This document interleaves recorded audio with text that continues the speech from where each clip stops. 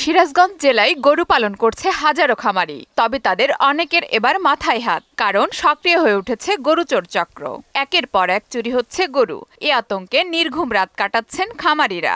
গোল check করে দেখি যে একটা গোলে 6টা গরু ছিল, 6টা গরু ধরে নিয়ে গেছে, 4টা গরু ধরে নিয়ে গেছে। প্রতিনিয়ত যদি রাত জেগে যদি পাহারা দিয়ে দিনের কাজকর্ম তো করতে হয়। গরু চুরি ঠেকাতে গ্রামে দল বেঁধে দেওয়া হচ্ছে পাহারা, আবার অনেকে চুরির আশঙ্কায় কম দামে বিক্রি করছেন গরু।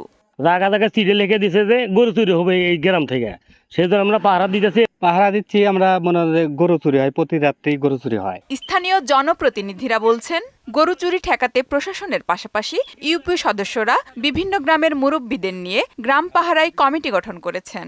রাস্তার মেইন পয়েন্টে বাসকলের ব্যবস্থা করা হয়েছে, রাত্রিতে গ্রাম পুলিশ সহ গ্রামের কিছু মানুষ পাহারাদারের ব্যবস্থাতে যাতে চুরিটা কম হয়। বিশেষ করে আমরা বর্ডার যে কেন্দ্রগুলো আছে সেই বর্ডার কেন্দ্রিক আমরা শক্তভাবে আমরা এটা দমন করার জন্য আমাদের জনগণকে তাদের নিজের ইচ্ছে এবং নিজের সমর্থন এবং নিজেরভাবে কাজ করছে। গরু চুরি রোধে গ্রাম পুলিশ ও গ্রামবাসীর সমন্বয়ে বিভিন্ন জায়গায় চেকপোস্ট স্থাপন করে পাহারা জোরদার করা হয়েছে বলে জানান জেলা পুলিশের এ কর্মকর্তা। আমরা প্রায় আন্তঃজেলা চোর চক্রের সদস্য মোট 16 জন সদস্যকে গ্রেপ্তার করতে সক্ষম হয়েছি। বেশ কিছু গরু, 3টি ট্রাক আমরা উদ্ধার করতে সক্ষম হয়েছি। আমাদের এই ধরনের ডিপ্লয়মেন্ট জোরদার করার ফলে গত কয়েকদিন ধরে কিন্তু এই ধরনের কোনো অপরাধ সংঘটিত আমরা হতে দিইনি। এভাবে চুরি অব্যাহত থাকলে গরু